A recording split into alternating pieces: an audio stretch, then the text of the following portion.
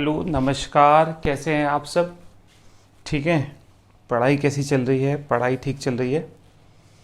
मैं समझता हूँ आपको मेरे द्वारा पढ़ाया गया इतिहास समझ आ रहा होगा। मैं साथ साथ उत्तराखंड भी पढ़ा रहा हूँ, तो मुझे लगता है आपको समझ आ रहा होगा। थोड़ा बहुत जो दिक्कत हो रही होगी आप मुझे कमेंट बॉक्स में लिख देना, फिर मैं सुधार करूँगा और अच्छे से पढ़ाने की कोशिश करूँगा। ठीक है, चलिए चलिए। आजकल एक ट्रेंड और देख रहा हूँ मैं। आजकल लाइव सेशन बहुत चल रहे हैं फेसबुक, सोशल मीडिया पर, फेसबुक पर। जो मतलब तैयारी अभी शुरू की लड़कों ने, और पता नहीं पेज बना बना करके पूरा का पूरा लाइव सेशन में वो क्या कर रहे हैं, ज्ञान बांट रहे हैं कि ऐसे करो, ये किताब पढ़ो, वो किताब पढ़ो, हिस्ट्री की किताब पढ़ो, वो किताब पढ़ो। मतलब आपको मैं एक बात बताऊं, अगर आप तैयारी कर रहे हैं तो अनावश्यक मत उलझिए उन चक्करों में। मतलब उन लोगों ने एक पता नहीं क्या बना रखा है, गाइडेंस नहीं है वो खुद गाइड नहीं है, वो खुद भटके हुए हैं। वो अगर गाइड होते तो आपको लगता नहीं सिलेक्शन लेके बैठे होते कहीं। मैक्सिमम लोग वो हैं जो अभी खुद तैयारी कर रहे हैं, आपके जैसे हैं, बस चार बातें करनी सीख ली समूह में रह करके। तो वो क्या कर रहे हैं, वो आप लोगों को गाइड कर रहे हैं और फेसबुक पे लाइव आ जाते हैं। आज शाम को 8 बजे मुलाकात होगी, 7:30 बजे मुलाकात होगी। फिर क्या बताएंगे, एक एक करके किताबें बताएंगे। किताबें बताते बताते आपको 10 किताब बता देंगे। 10 किताब बताने के बाद कहेंगे कि नहीं ऐसे नहीं पढ़ो, ऐसे पढ़ो, आपको याद नहीं रहता होगा, आप भूल जाते होंगे। ये बहुत सारी समस्याएं, सारी कॉमन चीज़ें हैं यार ये। तो वही गिना गिना करके आप अनावश्यक रूप से अपना टाइम भी ख़राब करते हैं। ठीक है, देखिए मैं ये आपको एक बात कहूँ, कोई बड़ी बात नहीं है। आप देखिए, बहुत सी आप स्वतंत्र हैं, चीज़ों को देखिए, खूब देखिए। मैं कहता हूँ 10 चीज़ें देखिए, लेकिन मैं आपको एक बात बताऊँ, एक ना पथ पे, एक लकीर पे चलना भी बहुत ज़रूरी होता है। कई लोग कहते हैं लकीर के फ़कीर नहीं होना चाहिए। और एक बात और बताऊँ मैं आपको कि कई जगह बिना लकीर के फ़कीर हुए सफलता नहीं मिलती। ठीक है, देखिए लोग ताना मार देते हैं कि वो तो लकीर का फ़कीर है, चलो, यानी कि उसे लकीर का फ़कीर नहीं होना चाहिए। और जो लकीर का फ़कीर नहीं होता उसे क्या कहते हैं, वो भटका हुआ है, वो कभी इधर कभी उधर। तो लोग कहीं नहीं छोड़ते। आप केवल जो आप कर रहे हैं, आपको लगना चाहिए कि मैं सही कर रहा हूँ। खुद से पूछिए कि मैं वो कार्य मेरे लिए सही है या नहीं। तो आप, अगर वो आपको, आपकी आत्मा कहती है ठीक है, तो आप उसे तैयारी कीजिए। और अगर आपको तैयारी के संबंध में कोई चीज़ जाननी है कि कौन सी किताब पढ़ें उत्तराखंड की, कौन सी ना पढ़ें, देखिए सबसे अच्छी किताबों में अजय रावत की किताब है, हिस्ट्री की किताब की अगर बात करूं।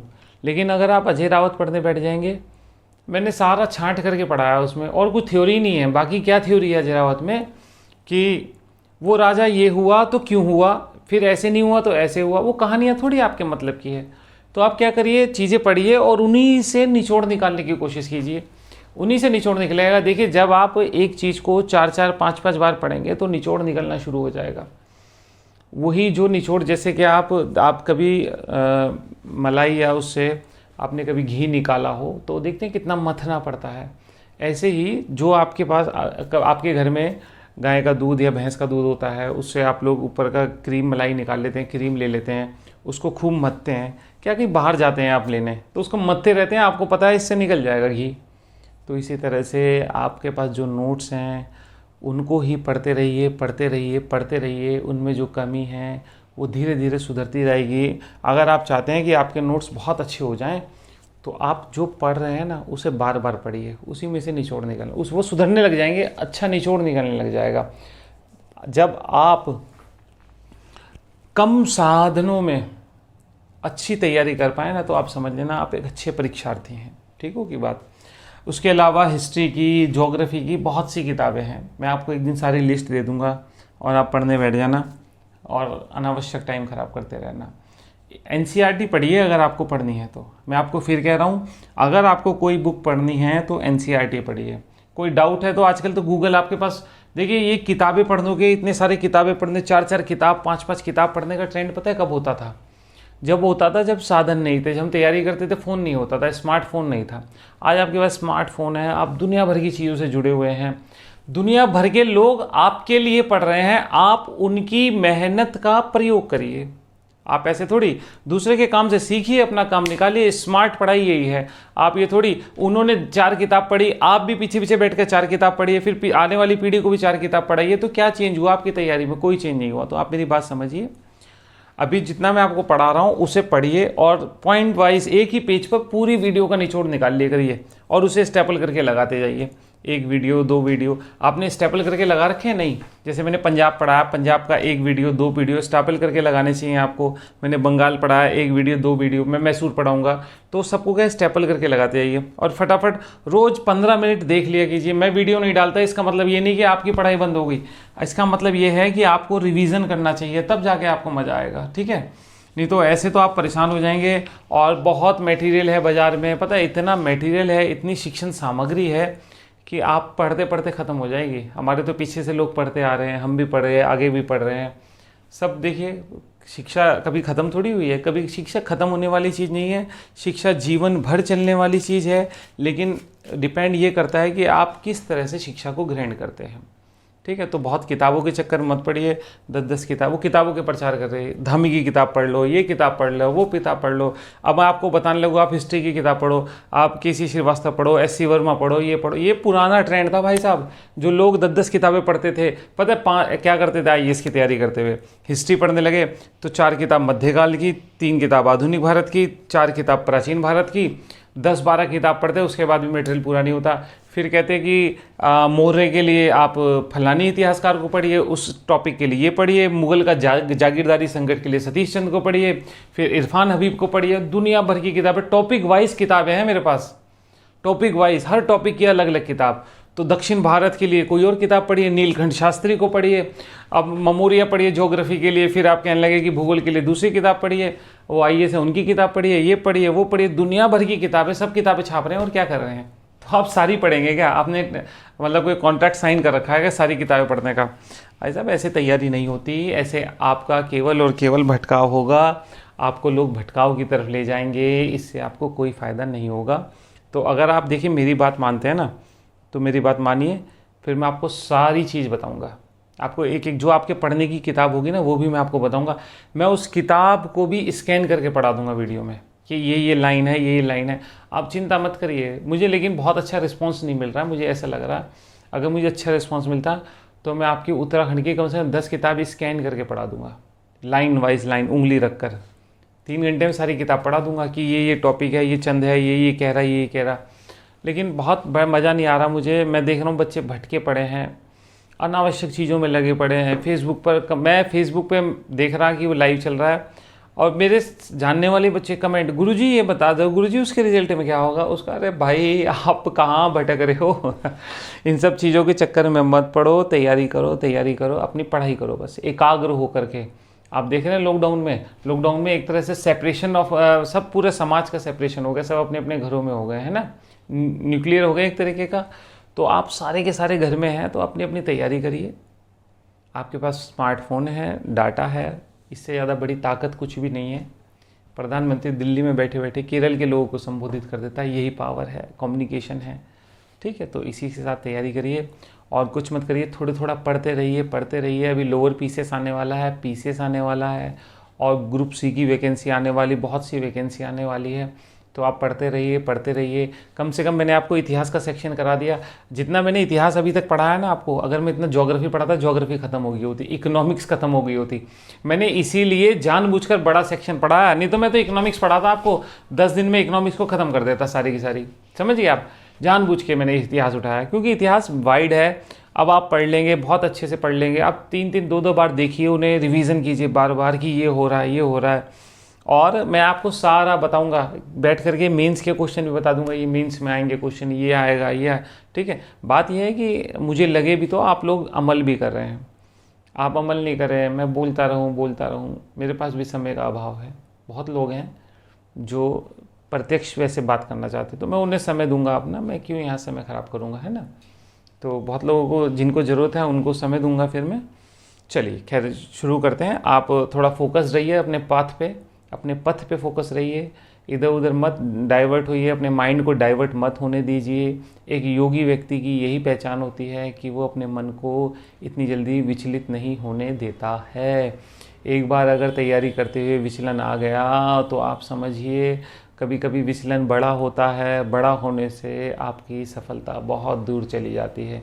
अब टाइम ऐसा रखा है, आप देख रहे हैं काम धंधे, अर्थव्यवस्था कमज़ोर हुई पड़ी है, तो वैकेंसीज़ भी अभी लिमिटेड आ रही हैं। तो लिमिटेड आएगी तो आपको लिमिटेड में फ़ाइट करनी है, तो आपका संघर्ष और बढ़ गया है। इस लॉकडाउन का मतलब ये नहीं है कि आप घर में बैठे हैं, आपका संघर्ष बहुत बढ़ गया है।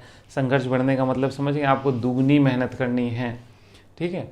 तो किसी दिन अगर आप मेरी हिस्ट्री की वीडियो देख रहे हैं, मैं लगभग 30-32 तो डाल चुका हूँ हिस्ट्री की वीडियो। आपको पेज वाइज स्टेपल करके फ़ोटो खींच के डालना कमेंट में, तो देखेंगे कि कोई मेहनत भी कर रहा है नहीं कर रहा। पंजाब के 2 page, 1 page hardly, 1 page 1.5 page, एक ही शब्द में पूरी डिटेल आपको समझ आनी चाहिए कि ये टॉपिक था, ये बैठा गद्दी पर, ये नहीं बैठा, मैं आपको सारा करा दूंगा। और अगर मान लो कोई एमए कर रहा है हिस्ट्री से, तो उसका नेट क्लियर करवा दूंगा, कोई दिक्कत नहीं है। आगे पॉलिटिकल साइंस पढ़ाऊँगा, इकोनॉमिक्स पढ़ाऊँगा, वो तो सब उंगलियों का टॉपिक है। हिस्ट्री मैंने बहुत दिन से पढ़ी भी नहीं थी, तो मैंने हिस्ट्री इसलिए चूज़ किया, और बड़ा भी है तो मेरे को लगा कि आप लोगों को पूरा जो भारी लगता है वो पूरा हो जाएगा, इसलिए मैंने साथ साथ उत्तराखंड भी उठा लिया। मैंने कहा आपको हिस्ट्री पढ़ते हुए टेंशन ना हो, तो देखिए मैंने उत्तराखंड की पवार पूरा कर दिया, चंद पूरा कर दूंगा, आप इसका मतलब 40 से 50% आपका उत्तराखंड हो गया। गोरखा एक वीडियो में पूरा हो जाता है, ठीक है। और उसके बाद आधुनिक भारत 3 वीडियो लेगा और ख़त्म। प्राचीन भारत उत्तराखंड का बहुत छोटा पार्ट है, डिस्कस कर लेंगे, आपका इतिहास ख़त्म। भूगोल की बात करूँगा, भूगोल आप चिंता मत करिए, फटाफट उत्तराखंड का भूगोल पढ़ाकर मैं एक तरफ कर दूंगा। 2 वीडियो 3 वीडियो में सारा भूगोल कर दूंगा। फिर वही पढ़ेंगे जिले वाइज मंदिरें, जिले वाइज झीलें, जिले वाइज अभयारण्य, एक एक चीज़ को पढ़ेंगे। पहले मंदिर और प्रथाएँ उठाएंगे कि इस ज़िले में ये प्रथा होती है, ये मंदिर है, ये है ना। तो जनजाति डिस्कस कर लेंगे, वो सारे टॉपिक हो जाएंगे, आज नहीं टेंशन मतलब। फिर कल्चर के वीडियो पे ज़्यादा फोकस करेंगे उत्तराखंड के, जिससे आपको मज़ा आए। हिस्ट्री के जितने संभावित हैं ना, मैंने आपको सब पढ़ा दिए अजय रावत से, और जितनी भी किताबें हैं, कई किताबों का निचोड़ है, उससे ज़्यादा नहीं है। फालतू का कोई क्वेश्चन कहीं से उठा करके फेसबुक पर डाल देता है कि भाई इसको कौन ये कहता था। अरे भाई इतना टेंशन मत लिया करो, ये लोगों की आदत होती है। हमने तो ऐसा देखा है कि आप पेपर देने जा रहे हैं, और पेपर देने जाते समय पता है क्या करते हैं लोग, साथ आपके जाएंगे और आपसे ऐसे क्वेश्चन पूछेंगे जिस पे आपने ध्यान नहीं दिया होगा। बस पेपर से पहले आपका मोरल डाउन कर देंगे, और पेपर से पहले जहां आपका मोरल डाउन हुआ, समझो आपका काम ख़त्म हो गया। और बस उनका काम हो गया, उनका यही लक्ष्य था। खैर छोड़िए, मैं आगे चलता हूँ। अब मैं शुरू करता हूँ। आ जाइए, ब्रिटिश अर्थव्यवस्था का द्वितीय चरण, ठीक बात है। द्वितीय चरण ये आपका 1813 से लेकर के 1860 तक चलेगा, ठीक बात है। इसको बोलेंगे मुक्त व्यापार का चरण, ठीक बात है, मुक्त व्यापार का चरण। तो इसे मैं कंपैरिजन करूं तो आप देखिए, एक तरफ मैं लिख रहा हूं औद्योगिक क्रांति, ये हो रही है कहाँ पे, ब्रिटेन में, और हमारे यहाँ पे हो रहा है औद्योगिकरण, यानी उद्योगों का पतन, ये कहाँ हो रहा है, भारत में। देखिए आज ब्रिटेन इतना ज़्यादा विकसित राष्ट्र है, तो आप देखिए अब ये चले हैं इस दिशा में और हम चले हैं इस दिशा में, बस यहीं पर दिशा का अंतर हुआ है। और आज तक भारत जो पथ से भटका है, आज तक भटका पड़ा है, ठीक है। तो आप देख सकते हैं यहीं से भारत में वो काली अंधेरी रात शुरू हो रही है, जो आज तक भारत संकट में है। और ब्रिटेन जो विश्व वर्ल्ड पावर बना था, वो यहीं से शुरू हुई थी क्रांति, ठीक है ना। तो औद्योगिक क्रांति को मैं एक्सप्लेन करता हूँ पहले ब्रिटेन की, फिर मैं भारत में औद्योगिकरण को एक्सप्लेन करता हूँ, फिर इस सेक्शन को पूरा करता हूँ, और कैसे कैसे इन्होंने भारत को लूटा उसे बताता हूँ। देखिए सबसे पहले औद्योगिक क्रांति की बात कर लेते हैं। जरा सा 2 लाइन बताऊंगा बस। कौन सी क्रांति, औद्योगिक क्रांति। देखिए औद्योगिक क्रांति 1750 के बाद होती है ब्रिटेन में। 1750 के बाद मतलब 18वीं सदी का उत्तरार्ध ही विश्व में औद्योगिक क्रांति है। कहाँ पे हो रही है औद्योगिक क्रांति, ब्रिटेन में हो रही है, ठीक हो गई बात। ब्रिटेन में हो रही है। सबसे पहले किस उद्योग में हो रही है, तो सबसे पहले वस्त्र उद्योग में हो रही है। वस्त्र उद्योग में क्या हो रहा है, मशीनीकरण हो रहा है, ठीक बात है, ठीक हो गई। अब मैं इसे समझाता हूँ। आप देखिए यहाँ पर आप कहेंगे क्या क्या रिसर्च हुई ऐसी कि जो एकदम से वस्त्र उद्योग में, देखिए कोयला शोधन आया, ठीक बात है, कोयला शोधन। और कोयला शोधन से भाप शक्ति का जन्म हुआ। किसका? भाप शक्ति का। और भाप शक्ति से ही भाप के इंजन का विकास हुआ। ये औद्योगिक क्रांति के फेज वाइज तैयारी है, फेज वाइज है कि कैसे कैसे औद्योगिक क्रांति की शुरुआत हो रही है। इसी समय क्या बन गया? भाप का इंजन बन गया, पावर लूम बन गए। पावर लूम का मतलब पावर से चलने वाली जो काटने वाली मशीनें हैं, ठीक बात है। वाटर फ्रेम बन गया। ये सारे के सारी क्या हो रही है? ब्रिटेन में नई नई खोज हो रही है। अब हुआ क्या? ब्रिटेन में ये नई नई खोज हुई। ब्रिटेन में क्या थे? छोटे उद्योग थे, ठीक बात है। ये छोटे उद्योगों की खपत किस में हो गई? बड़े उद्योगों में खपत हो गई। खपत हुई, छोटे उद्योग काय में? बड़े उद्योग में परिवर्तित हो गए, और जो छोटे उद्योग सेपरेट थे वो बड़े उद्योगों में खपत हो गए। यानी छोटे उद्योग में जो काम करने वाले लोग थे, जो छोटी इंडस्ट्री थी, उनको बड़े उद्योगों ने सपोर्ट किया, और इससे क्या हुआ? इन लोगों को रोजगार मिला, और ब्रिटेन जो है डेवलपमेंट की ओर चला है, ठीक बात है। अब यहाँ पर एक दो चीज़ देख लेते हैं, फिर हम आगे चलते हैं। अब ब्रिटेन में क्या हो रही है? ब्रिटेन में हो रही है औद्योगिक क्रांति। औद्योगिक क्रांति का मतलब क्या है?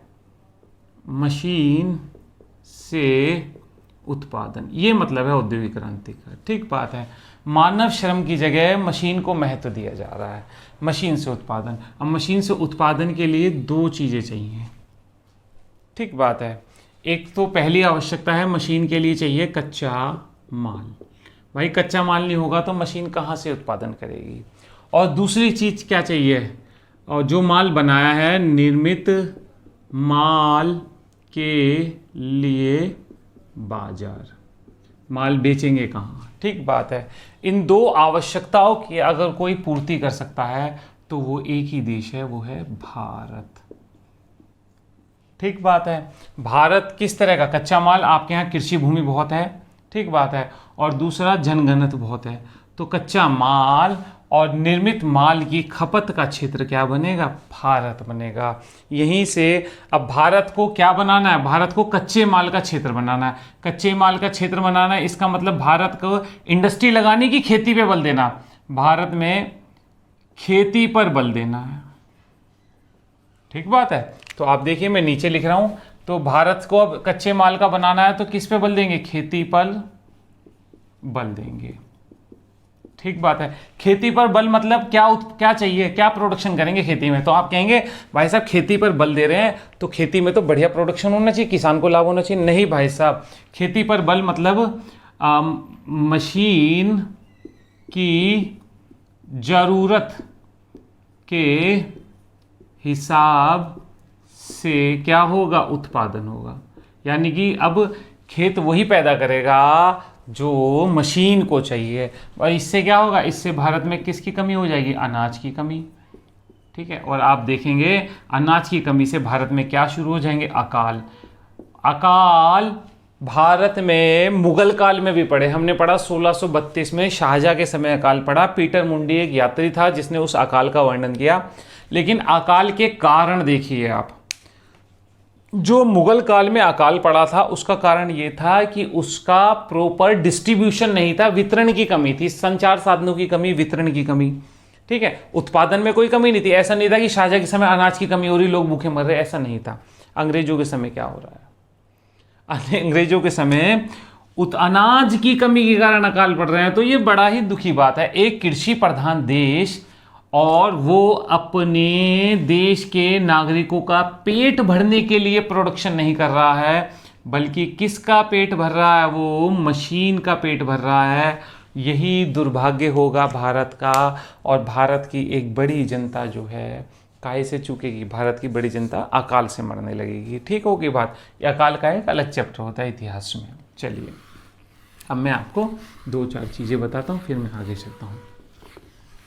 देखिए आप हेडिंग क्या डालेंगे? भारत में औद्योगिकरण। आप समझ लीजिए बस चीज़ों को, ठीक बात है। औद्योगिकरण भारत में, इसका क्या मतलब है? इसका मतलब है कि भारत में जो है, मैं लिख दूं उद्योगों का पतन, यही तो है औद्योगिकरण। और क्या मतलब है? ठीक बात है। तो आप देखिए, सबसे पहले मैं बताता हूँ क्या कारण है। देखिए, नंबर 1 कारण है पलासी बक्सर के बाद ददनी प्रथा द्वारा हस्तशिल्प पर ब्रिटिश नियंत्रण। आप कहेंगे क्या मतलब है इसका, तो आप समझ लीजिए। ठीक बात है, हस्तशिल्प उद्योग पर नियंत्रण। पहले तो ददनी प्रथा क्या होती है, पहले इसे देख लेते हैं। ददनी प्रथा का मतलब है कॉन्ट्रैक्ट द्वारा प्रोडक्शन। ठीक बात है। अब अंग्रेज ईस्ट इंडिया कंपनी ने क्या किया, जितने भी हस्तशिल्प करने वाले उद्योग वाले लोग थे उनसे पहले ही कॉन्ट्रैक्ट कर लिया, आप हमारे लिए ये माल बनाएंगे, इस रेट पे आप हमें देंगे, हम पहले ही सारे माल का आपको पे कर देते हैं। तो आप समझिए इससे क्या हुआ, इससे वो हुआ कि सस्ती कीमत पर तो हस्तशिल्प से उत्पादन करवा लिया, उन्हें पहले ही खरीद लिया और उनके साथ कॉन्ट्रैक्ट यानी शर्तों में उन्हें बांध दिया। ठीक हो गई बात। तो ये ददनी प्रथा ने क्या किया, ददनी प्रथा से अंग्रेजों का हस्तशिल्प पर क्या हो गया, ब्रिटिश नियंत्रण स्थापित हो गया। नंबर 1 कारण। ठीक बात है। अब नंबर 2 कारण। नंबर 2 कारण आप देखेंगे 1813 से मुक्त व्यापार।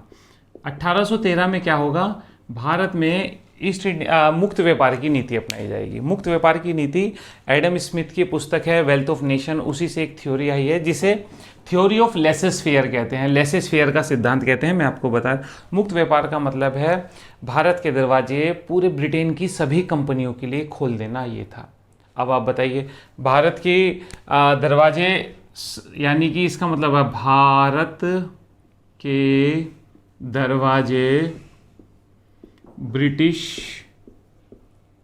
वस्तुओं के लिए खोलना। अगर मैं आपसे कहूं आज भारत सरकार चाइना के माल के लिए पूरे दरवाजे खोल दे, तो आपको लगता है कि हमारे यहाँ का कोई उद्योग चल जाएगा? भाई साहब, अलीगढ़ के ताला उद्योग पे ताला लगा पड़ा है, आपको पता हो तो। ठीक है, नहीं कंपटीशन नहीं हो पाता क्योंकि हमारा इतना रिफाइन नहीं है मटेरियल, और हमारे यहाँ पे मानव श्रम को मानव पूंजी में प्रयोग नहीं किया गया। बहुत बढ़िया। तो देखिए आप, मशीन से आ रहा है ये ब्रिटिश माल, जो है कहाँ से आ रहा है, मशीन निर्मित। कितना फाइन होगा मशीन निर्मित। और भारतीय माल कैसा है, हस्त निर्मित, हाथ से बना हुआ। तो आप आज देख लीजिए, आज मैं आपको बताता हूँ आपका ही उदाहरण। आज हाथ से बने हुए स्वेटर नहीं पहनते आप कौन से स्वेटर पहनते हैं, मशीन के बने हुए, सुंदर लगने चाहिए। ठीक है, तो आप खुद देख रहे हैं। ये बात ये नहीं है कि आपकी या मेरे साथ भी यही हाल है। तो ये क्या हो गया, हमारी जो है प्रायोरिटीज चेंज हो गई हैं, कुछ हमारी इच्छाएं, हम समाज के साथ जाने के लिए हमें कुछ चीज़ों का त्याग करना पड़ा है। ठीक है। तीसरा, भारतीय वस्तुओं पर प्रतिबंध। आपको पता है भारतीय वस्तु पर प्रतिबंध लगा दिया। भारत, पता है क्या हाल था, मैं आपको बताऊं, भारत का कपड़ा उद्योग इतना फेमस था कि ब्रिटेन में हर जगह भारतीय कपड़ा, घर में रुमाल में, पर्दों में, घर के पर्दों में, सब जगह क्या होता था, भारतीय कपड़ा ही कपड़ा हुआ करता था। ब्रिटिश सरकार ने उस पर प्रतिबंध लगाया और पता है क्या कह दिया, जुर्माना लगाया कि अगर कोई भारतीय कपड़ा प्रयोग करता हुआ दिख गया, तो एक महिला रुमाल यूज़ कर रही थी, उसके ऊपर टैक्स जुर्माना लगा था। समझ गए आप। तो इस तरह से भारतीय वस्तुओं को ब्रिटिश बाजार में जाने से रोका गया। ठीक होगी बात। चलिए, अब चौथा, विउद्योगीकरण के और क्या कारण है। देखिए, भारतीय राजा थे हमारे यहाँ पे, मान लीजिए, और राजा औरंगजेब था, औरंगजेब का परिवार था, पूरी सेना थी, हजारों लाखों आदमी थे। तो क्या वो नहीं माल खरीदते थे? अब भारतीय राजाओं का पतन हो गया। अब भारतीय राजाओं का पतन हो गया तो ये भारतीय माल की मांग क्या हो गई, मांग कम हो गई। अब आप देखिए, राजाओं के पतन से तो घरेलू मांग पे असर पड़ा और अंग्रेजों ने प्रतिबंध लगाया तो ये विदेशी मांग कम हो गई। तो अब उद्योग वाले जाएं कहाँ, ये तो बताइए मुझे। विदेशी मांग भी कम होती जा रही है और भारतीय मांग भी कम होती जा रही है, तो माल बिकेगा ही नहीं। माल बिकेगा ही नहीं तो क्या होगा, माल बनेगा ही नहीं। माल बनेगा ही नहीं तो उद्योगों से क्या शुरू हो जाएगी, उद्योगों से छटनी शुरू हो जाएगी। धीरे धीरे ये रेलवे का विकास करेंगे। रेलवे क्या करेगा, रेलवे भारत के दूर दराज के गांवों तक दूर दराज तक क्या करेगा, ब्रिटिश वस्तुओं को पहुंचा देगा। किसको पहुंचा देगा, ब्रिटिश वस्तुओं के लिए, ब्रिटिश वस्तुओं को गांव गांव तक पहुंचा देगा। अब ब्रिटिश वस्तुओं से लोकल प्रोडक्ट का कंपटीशन होगा तो मशीन वाले से कहाँ ठहर पाएगा भारतीय लोकल प्रोडक्ट। ठीक बात है। अब देखिए, अब हमने क्या करा, हमने अपने लोगों को कहा कि अब पढ़ाई करो, तो भारत में एक अंग्रेजी शिक्षा प्राप्त वर्ग हो गया, बाहर से पढ़ पढ़ के आए। अब ये अंग्रेजी शिक्षा प्राप्त वर्ग, इनका आप ये मत सोचिए एजुकेशन केवल ये एजुकेशन लेके आ गए, ये वहाँ का कल्चर भी खपाते हैं। तो अब इसे कौन सा माल, ये ब्रिटिश माल का ग्राहक बन गया सॉरी, ये ब्रिटिश माल का क्या बन गया, ग्राहक बन गया। अब ब्रिटिश माल का ग्राहक बन गया तो भाई साहब भारतीय माल खरीदेगा ही नहीं, तो इन सब का कारण क्या होगा, भारतीय उद्योगों का क्या होगा, पतन होगा। ठीक होगी। मैंने आपको कुछ कारण बता दिए कि कैसे भारतीय उद्योगों का पतन हुआ है। ठीक होगी बात। चलिए मैं वापस चलता हूँ और वापस अपने टॉपिक पे आता हूँ और देखते हैं कि क्या हम करते हैं। ठीक है,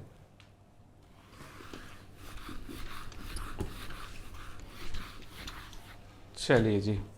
देखिए आप ये बताइए, उद्योगों का पतन हमने ये पढ़ा, भारतीय है ना, उद्योगों के पतन से क्या होगा, लोग बेरोजगार। ठीक बात है। अब बेरोजगार होंगे तो रोजगार के लिए कहाँ जाएंगे, कृषि पर। इससे क्या होगा, कृषि पर दबाव।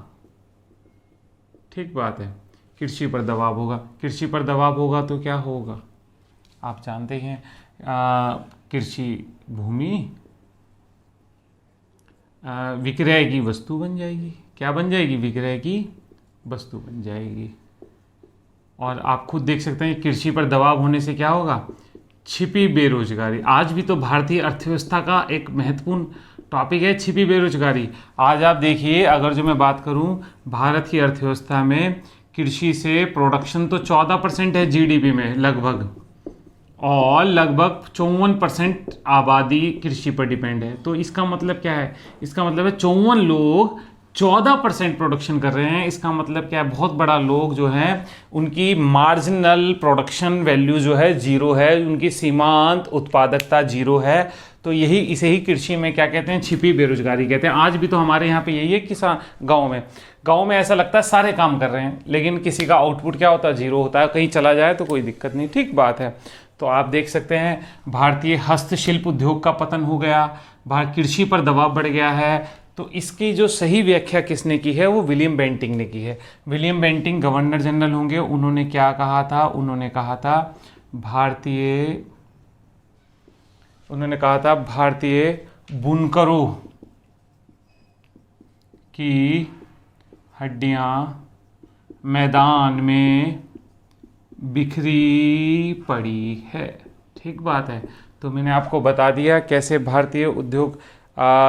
भारतीय उद्योगों का पतन हो रहा है। ठीक बात है। इसके बाद कार्ल मार्क्स ने भी एक बात कही थी, उसे भी देख लेते हैं।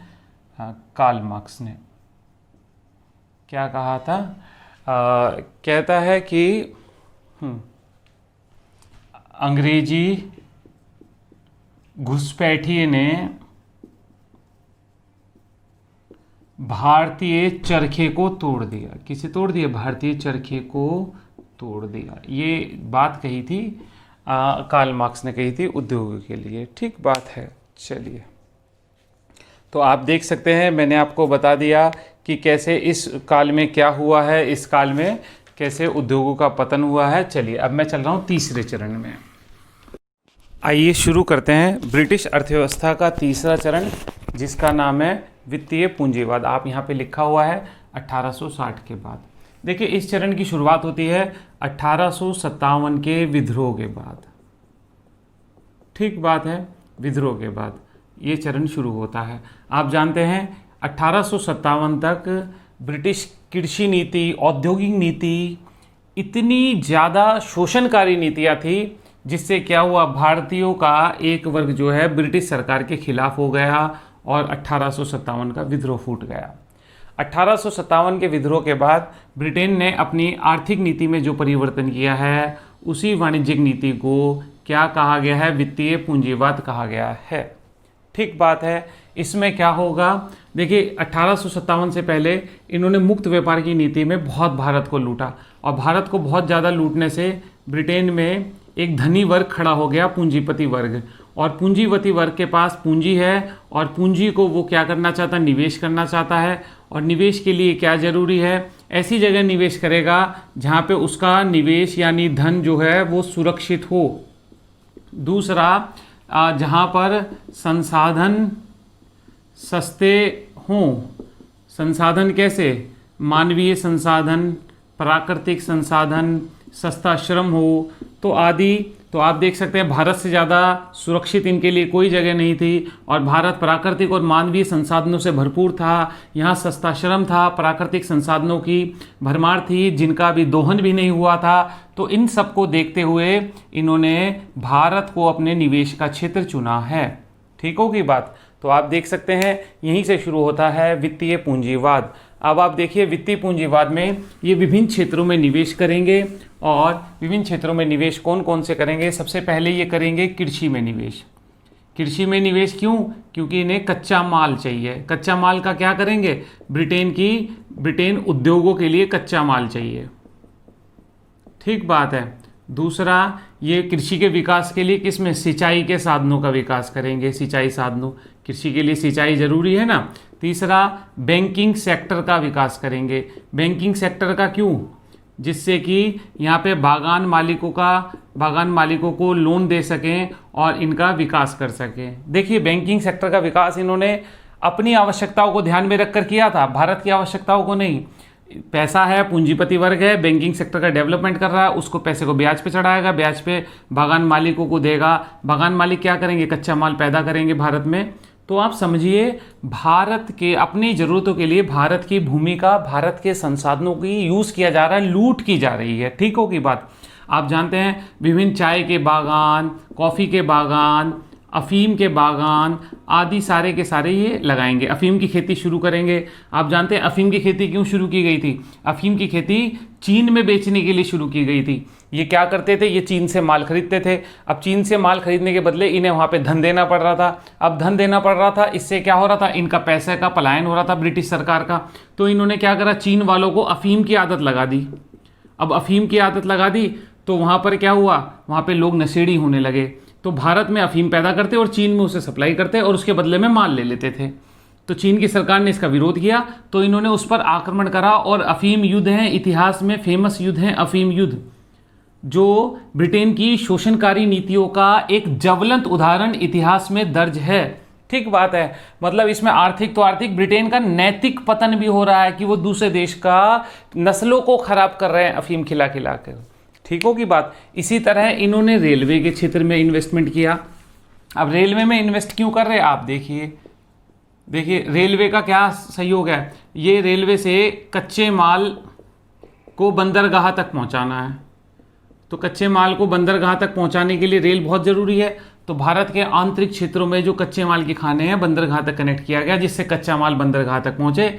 और जहाज रानी का विकास किया, जहाज रानी के द्वारा वो लंदन में भेजा जा सके। तो आप समझ रहे हैं क्यों जहाज रानी का विकास, जहाज रानी उद्योग का भी ये क्या करेंगे, विकास करेंगे।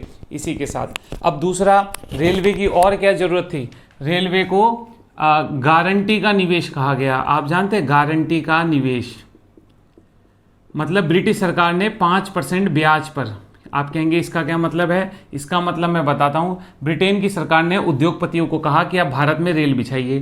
तो वहाँ के उद्योगपति कहने लगे हमें क्या लाभ होगा। उन्होंने कहा अगर आपको नुकसान हुआ ना तो 5% तो आपको लाभ हम देंगे। 5% लाभ की गारंटी दी गई थी रेलवे बिछाने में। एक बार नेट के पेपर में पूछा था ये कि कितने % लाभ की गारंटी दी गई थी रेलवे बिछाने में।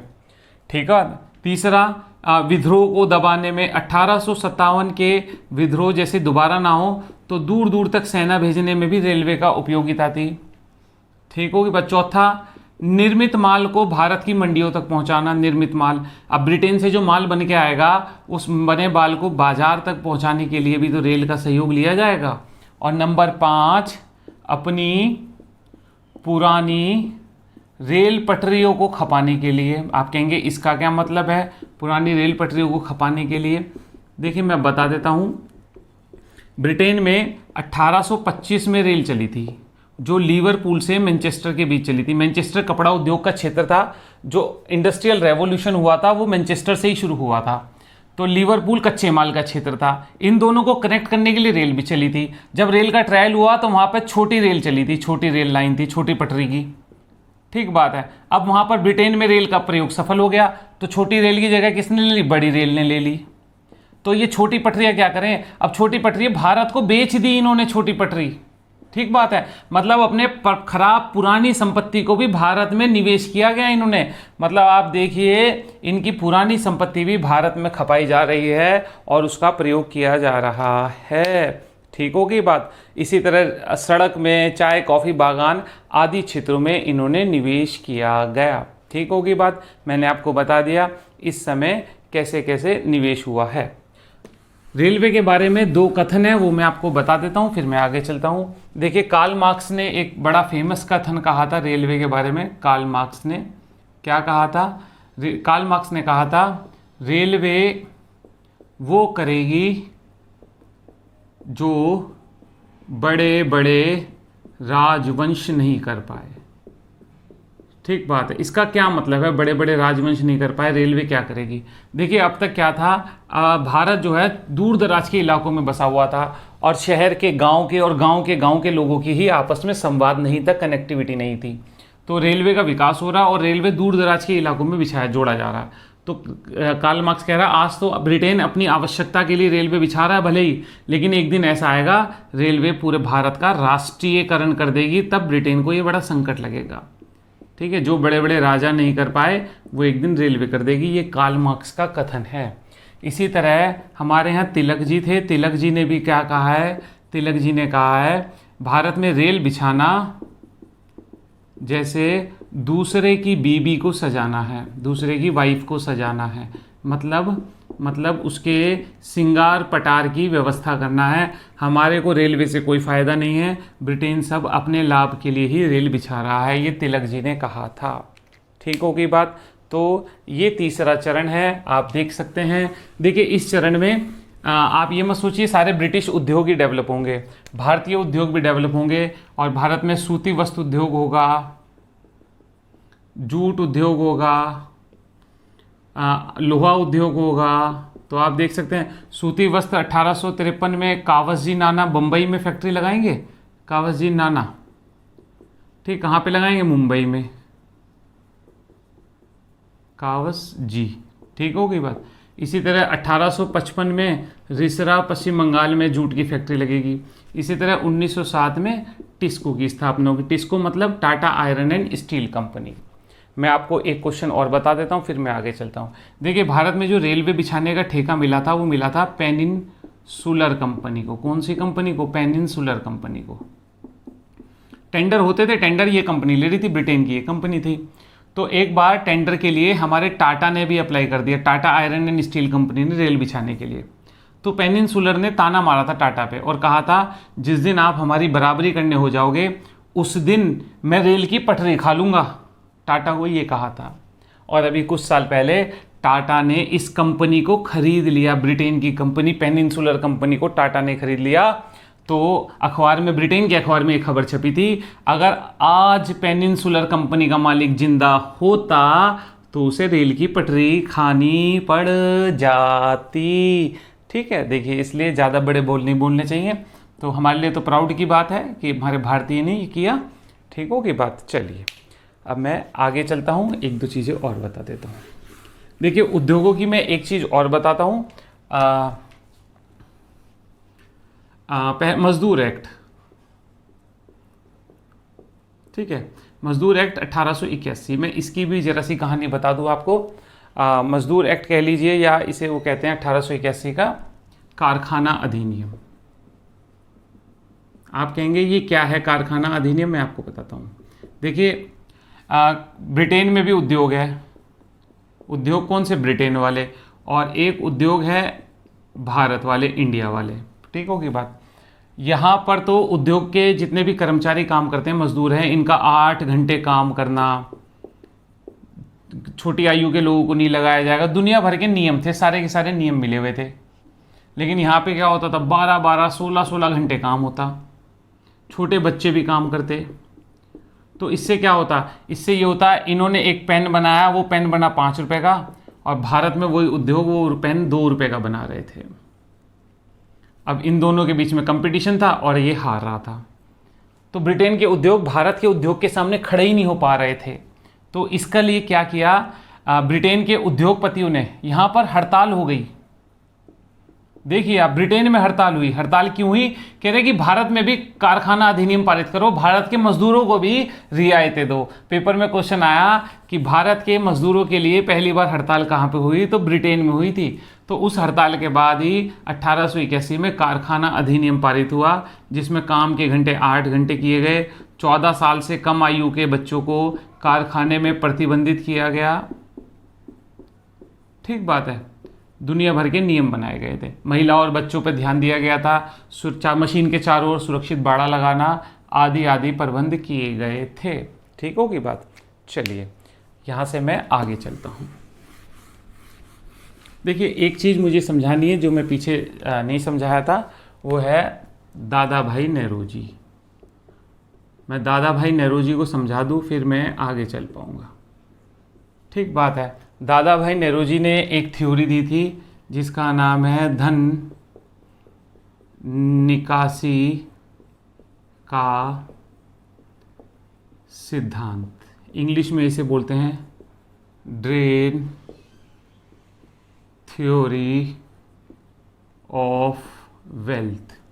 ये इन्होंने 2 मई 1867 को दी थी। किस नाम से? इंग्लैंड में अखबार में छपी थी। किस नाम से? इंग्लैंड्स डेब्ट टू इंडिया, इस नाम से ये न्यूज़पेपर में चली थी। इसमें इन्होंने क्या कहा था? इन्होंने कहा था ब्रिटेन भारत का खून चूस रहा है। क्या थ्योरी थी आप ये देखिए। ये कहते थे भारत का पैसा इंग्लैंड जाता है, ठीक है, फिर वही पैसा उधार के रूप में भारत में आता है वापस, सार्वजनिक ऋण के रूप में। फिर भारत इस पर क्या देता है? ब्याज देता है। फिर यही ब्याज धीरे धीरे बढ़ते बढ़ते यही मूल बन जाता है, मूल फिर इसके ऊपर ब्याज। तो इस तरह से एक चक्र चलता रहता है। भारत का धन भारत में ही लगता है और भारत से बाहर जाता है, फिर वही ब्याज के रूप में भारत में आता है। इसे ही इन्होंने कहा था कुचक्र। ठीक बात है। और कहा था अनिष्टों का अनिष्ट, यानी कि रेयर ऑफ द रेयरेस्ट इन्होंने कहा था। जो अनिष्टों का अनिष्ट है, यानी कि भारत की अर्थव्यवस्था को चूस रहा है। इसीलिए कहा था कि ब्रिटेन की अर्थव्यवस्था एक जौंक की तरह है। ठीक होगी बात। और इन्होंने राष्ट्रीय आय भी कैलकुलेट की थी। किसने? दादा भाई नेहरूजी ने 1867 में ही राष्ट्रीय आय भी कैलकुलेट की थी। और इन्होंने बताया था कि भारत की राष्ट्रीय आय और प्रति व्यक्ति आय कितनी है, इन्होंने पूरा हिसाब लगाया था। इन्होंने कहा था भारत की राष्ट्रीय आय 340 करोड़ रुपए है और प्रति व्यक्ति आय पर कैपिटा इनकम 20 रुपये इन्होंने कैलकुलेट की थी उस समय। ठीक होगी बात। अब मैं आपसे पूछूं, इंग्लैंड डेब्ट्स टू इंडिया ये किसने शीर्षक से छापा था भारत की राष्ट्रीय आय का? तो आप कहेंगे दादा भाई नेहरूजी। फिर मैं आपसे कहूं इस नाम की किताब किसने लिखी है? किताब, तो आप कहेंगे 1912 में लाला लाजपत राय ने इस नाम से किताब भी लिखी है, इंग्लैंड डेब्ट्स टू इंडिया। ये लाला लाजपत राय की पुस्तक है। जबकि दादा भाई नेहरूजी का एक लेख था इस नाम से, जिसमें भारतीय अर्थव्यवस्था का पूरा सार बताया गया था। ये अनिष्टों का अनिष्ट कैसे है, कैसे नुकसान पहुंचा रहा है। ठीक होगी बात। यहाँ पर मैं राष्ट्रीय आय से संबंधित 4-5 क्वेश्चन और बता देता हूँ, फिर मैं आगे चलता हूँ। देखिए राष्ट्रीय आय कई विद्वानों ने कैलकुलेट की। 1899 में विलियम डिगबोई ने भी भारत की राष्ट्रीय आय कैलकुलेट की थी। ठीक हो गई बात। 1911 से 1921 में फिंडले शिराज ने भी राष्ट्रीय आय कैलकुलेट की थी। किसने? फिंडले शिराज ने भारत की राष्ट्रीय आय कैलकुलेट की थी। इन्होंने बताया था राष्ट्रीय आय 1942 करोड़ रुपए है और प्रति व्यक्ति आय 49 रुपये है, पर कैपिटा इनकम 49 रुपये इन्होंने ही बताई थी। ठीक बात है। इसके अलावा 1925 से 31 तक BKV राव ने पहली वैज्ञानिक विधि से राष्ट्रीय आय कैलकुलेट की थी। कौन सी विधि से? तो कि आपसे पूछे कि पहली वैज्ञानिक विधि से राष्ट्रीय आय का कैलकुलेशन किसने किया था, तो आप कहेंगे BKV राव ने किया था। और इन्होंने क्या बताया था? इन्होंने बताया था भारत की जो राष्ट्रीय आय है वो है 1689 करोड़ रुपए और प्रति व्यक्ति आय 62 रुपये इन्होंने ही बताई थी। ठीक बात है, प्रति व्यक्ति आय भी बताई थी इन्होंने और ये भी बताया था। ठीक होगी बात। उसके बाद मैं आगे चलता हूँ, एक दो तथ्य और हैं, मैं वीडियो को पूरा कर देता हूँ। चलिए देखिए, राष्ट्रीय आय जो है ना, ये राष्ट्रीय आय ये शब्द कहाँ से आया? राष्ट्रीय आय जो शब्द दिया है ये 1934 में दिया है साइमन कुजनेट ने। ठीक बात, साइमन कुजनेट ने दिया है, याद रखिएगा। ठीक बात है। उसके बाद आज़ादी के बाद हमने 1949 में राष्ट्रीय आय समिति का गठन किया। कौन सी समिति? राष्ट्रीय आय। इसके अध्यक्ष कौन थे? प्रशांत चंद्र महालनोबिस ने की अध्यक्षता में एक कमेटी गठित की थी, राष्ट्रीय आय समिति। ठीक बात है। राष्ट्रीय आय समिति जो गठित हुई थी, इन्होंने बताया था कि उस समय भारत की राष्ट्रीय आय 249.8 करोड़ रुपए कैलकुलेट की थी इन्होंने, 246.9। ठीक बात है, इन्होंने कैलकुलेट की थी राष्ट्रीय आय समिति।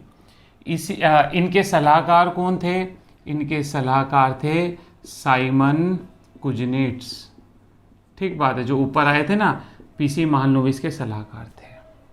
ठीक बात है। इसी की रिपोर्ट पर NSS बना था, नेशनल सैंपल सर्वे वाला, और जो बाद में NSO हो जाएगा 1950 में। ठीक होगी बात, इससे ज़्यादा कुछ नहीं है।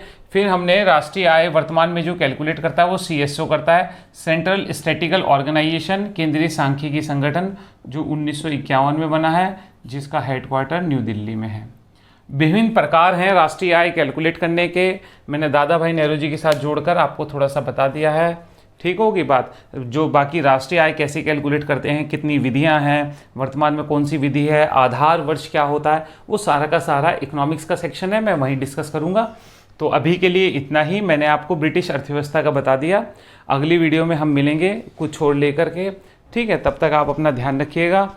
Thank you.